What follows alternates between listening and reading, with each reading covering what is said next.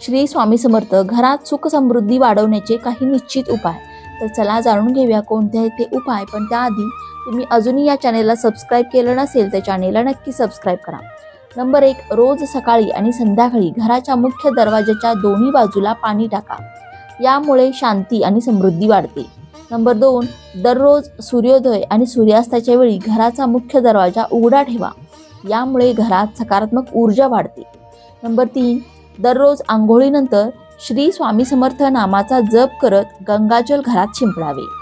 Number 4, संध्याकाळी घराच्या चारही कोपऱ्यांमध्ये धुपाचा धूर दाखवावा. नंबर 5, शनिवारी पाण्यात समुद्री मीठ टाकून घरातील फरशी पुसावी. नंबर 6, संध्याकाळी घराच्या मंदिरात दिवा लावावा. नंबर 7, स्वयंपाकघरात ईशान्य कोपऱ्यात पाण्याने भरलेले छोटे मातीचे भांडे ठेवा. यामुळे नवग्रह, देव आणि पितर संतुष्ट होतात.